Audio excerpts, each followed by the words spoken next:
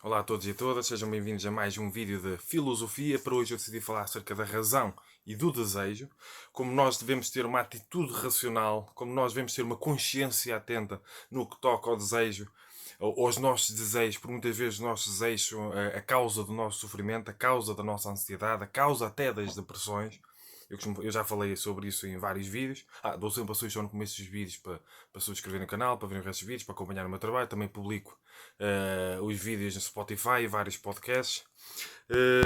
E pronto. Esses assuntos eu trato nesta minha obra Filosofia do Prazer de Viver, Tantra, Aristóteles e Epicurismo, o que têm em comum. Trato nesta obra também Existencialismo, Budismo, Filosofia e Felicidade, Filosofia da Consciência e aplicada à felicidade. E, como é óbvio, nesta obra, neste calhamaço, reflexões filosóficas sobre a felicidade, todos os volumes. Estas são algumas obras, eu tenho outras em que também trato estas questões, mas que eu tenho aqui à mão, em que eu trato esta questão da razão e da importância de nós termos da nossa dimensão racional, nossa dimensão intelectual, consciente, eh, dominar ou controlar os nossos desejos. Segundo, por exemplo, o budismo, a filosofia budista, as grandes causas do sofrimento humano, para além da ignorância, são o apego e o desejo. E é interessante que na filosofia epicurista, Epicuro tem uma visão muito interessante acerca do desejo. Para Epicuro, de uma maneira ou de outra, as causas da infelicidade muitas vezes são os desejos. E ele dividiu os desejos em três grandes categorias. Eu acho esta perspectiva muito interessante.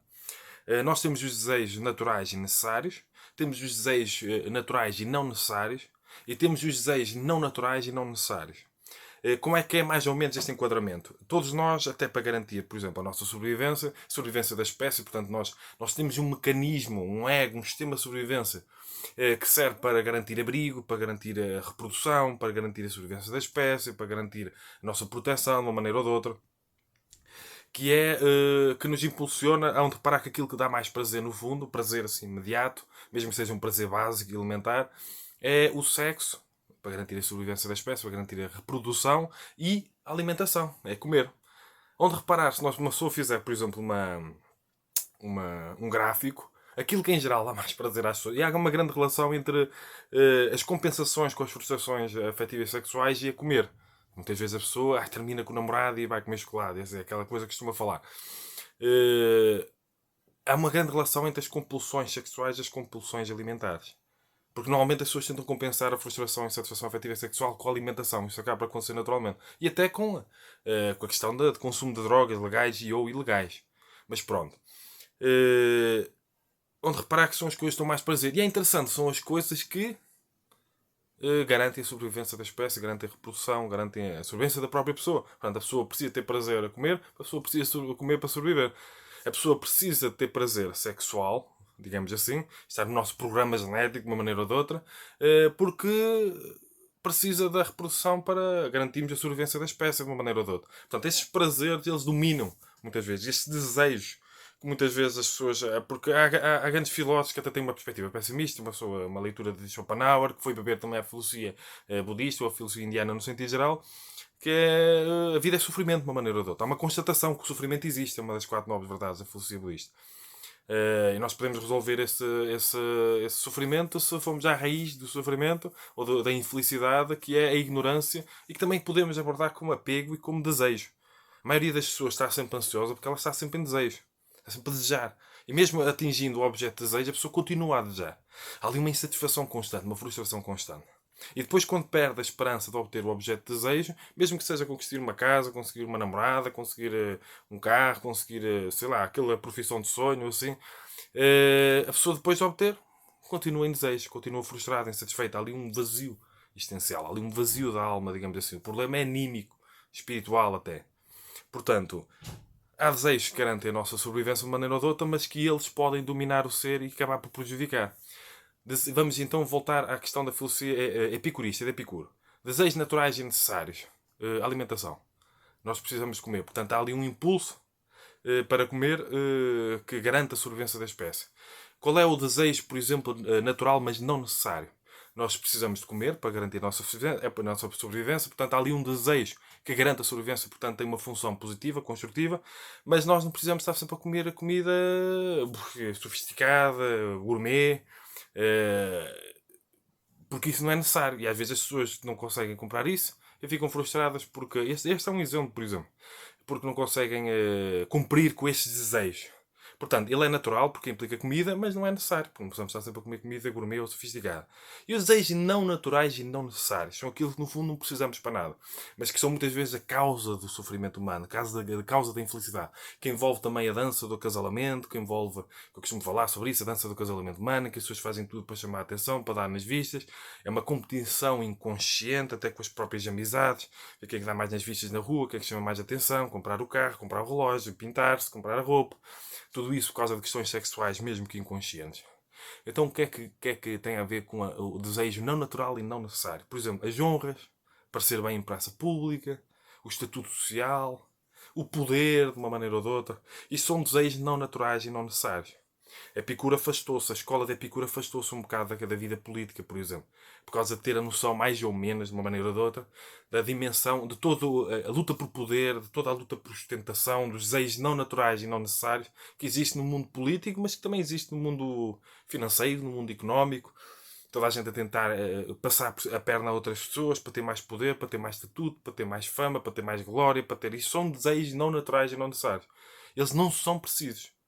Eles nem sequer servem para garantir a sobrevivência da espécie de uma maneira ou de outra, para garantir a nossa sobrevivência, para estarmos bem, para estarmos em paz. Então, muitos destes desejos, é interessante que a filosofia epicurista foi fazer uma desconstrução desta forma, e a filosofia budista, por exemplo, a filosofia budista do yoga e do taoísmo, são muito interessantes também para, cada uma à sua maneira, para desconstruir esta questão do desejo. Porque, de facto, o desejo é uma das grandes causas do sofrimento humano.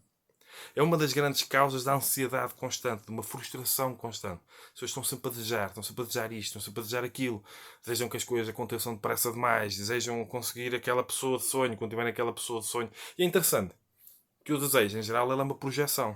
O desejo é uma projeção, de uma maneira ou de outra. Ele projeta-nos para o futuro, que causa ansiedade, porque a pessoa não tem um objeto de desejo agora, no passado não pode, no entanto, não podemos voltar para o passado. Então nós temos desejo, voltamos com a consciência centrada no futuro, portanto é do futuro que pode vir a realização desses desejos, portanto as pessoas estão muito ansiosas. E é interessante que é um objeto externos.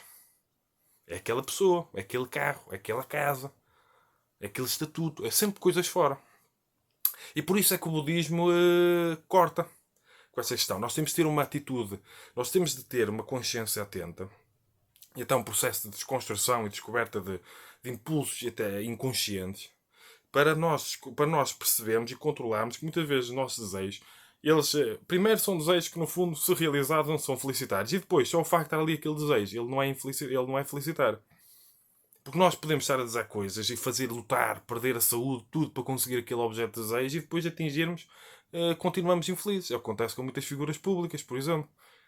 Querem fama, glória, querem sucesso profissional, nada mal nenhum nisso, sucesso profissional, querem tudo aquilo, e quando atingem o objeto de desejo, porque até então estavam sempre ansiosos para atingir o objeto de desejo. Depois de um tempo de atingir o objeto de desejo, vocês devem conhecer muitos casos de figuras públicas que entraram em depressão.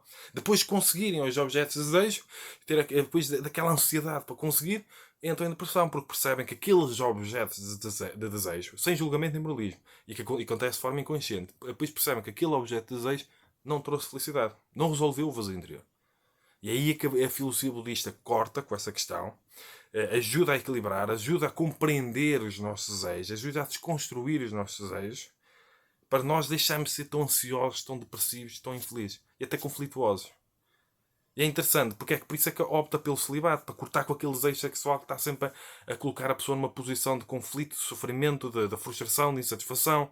A pessoa acaba por projetar de forma inconsciente a felicidade noutras pessoas, pois está sempre frustrada, insatisfeita, sempre com cobranças, sempre com culpas, julgamentos, leva até à morte, ao assassinato. Tu não és minha, não és mais ninguém, todo esse tipo de comportamentos primitivos que as pessoas têm por causa do desejo, por causa do apego, que é sempre uma projeção para fora. Mas pessoa não tem de optar pelo celibato. Para tratar esta questão do desejo, por exemplo, em termos de afetivos sexuais, a maior parte dos desejos são afetivos sexuais. Os mais fortes, em geral, são afetivos sexuais. Mesmo de forma inconsciente, por trás de uma pessoa que busca poder, que busca sucesso, que busca até muitas vezes um cargo político, está uma pessoa sexualmente frustrada e insatisfeita, principalmente se for homem. Por trás de um carro, todo topo de gama, que só quer aquele carro para ostentar, às vezes endividando-se, muitas vezes está uma frustração e insatisfação afetiva e sexual. A pessoa está ali na luta por chamar a atenção, por dar nas vistas, na dança do acasalamento humano. Isto aqui falou Freud de uma maneira ou de outra, falou Osho, e isto, se uma pessoa entender bem a filosofia budista, a filosofia taoísta, a filosofia do Tantra Yoga, uma pessoa consegue compreender muitas vezes que mecanismos é que as pessoas utilizam para atingir certos objetivos, muitas vezes inconscientes, mas sexuais.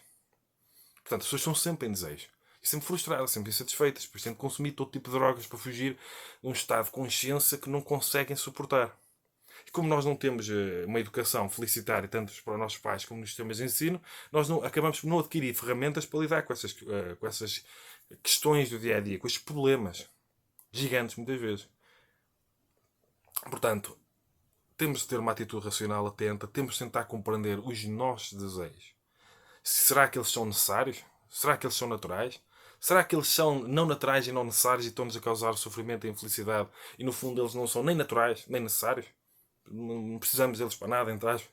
São questões, às vezes, de arquétipos socioculturais, são questões culturais, pessoa, às vezes são compensações, são desejos com base em compensações da falta de autoestima, da falta de paz de espírito, da falta de um equilíbrio com a própria afetividade, emocionalidade e sexualidade, por exemplo. Fica aqui mais uma pequena reflexão. Portanto, filosofias que podem ajudar esta questão, a trabalhar esta questão do desejo, que depois envolve sempre a ansiedade e a depressão de uma maneira ou de outra.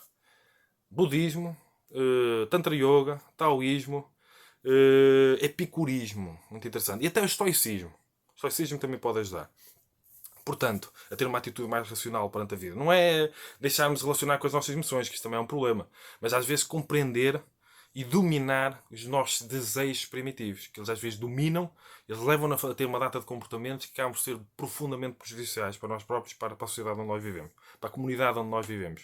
Há pessoas a explorar outras pessoas por causa de uma dimensão afetiva e sexual, por causa de desejos, querem poder, querem por causa de desejos não naturais, não necessários. Portanto, às vezes até a degredo humano, como a exploração, pressupõe desejos não naturais e não necessários que nem sequer causam a felicidade. Portanto, fica aqui mais um vídeo de reflexão filosófica. Dou a sugestão para subscrever no canal, para verem os restos dos vídeos, para acompanharem o meu trabalho. Sigam-me também em várias plataformas de podcast, por exemplo Spotify, mas há outros. Tenho várias aulas que eu dou, com vários cursos, cada aula eu dou a cada pessoa. Deixo na descrição do vídeo no YouTube. Tem vários livros publicados, para além destes que eu falei, que podem adquirir em formato papel ou em formato digital. Eu tenho 18 livros publicados até agora. Se quiserem contribuir para a sustentabilidade e crescimento do canal, eu não tenho patreon.com. Podem fazer doações para o meu IBAN, para o meu MBWay, que fica na descrição do vídeo no YouTube. Todas essas sugestões de cursos, de livros, assim, está na descrição do vídeo no YouTube. Também deixo, às vezes, até no Spotify. Spotify e outras plataformas de podcast. Portanto, sigam o podcast quando não quiserem parte do vídeo. Para não estarem a ver a minha fronha. Sigam o podcast, assim é só ouvir. Também podem por via dar, não estar a ver a cara. Mas pronto, estou a brincar. Sejam felizes, reflitam sobre essas questões, percebam às vezes que desejos é que vocês têm e se esse desejo chegando ao ponto de uma ansiedade profunda e até levando a uma depressão, se esses desejos não são felicitários, contribuem para a felicidade, tanto a realização deles como eles existindo per si, ou se são simplesmente infelicitários e que partem de desejos não naturais e não necessários que nós não precisamos para nada, de uma maneira ou de outra, que só nos causam sofrimento. Portanto, fica aqui mais uma reflexão filosófica, ficam aqui sugestões de estudo, se vocês quiserem. Sejam felizes e cumprimentos filosóficos.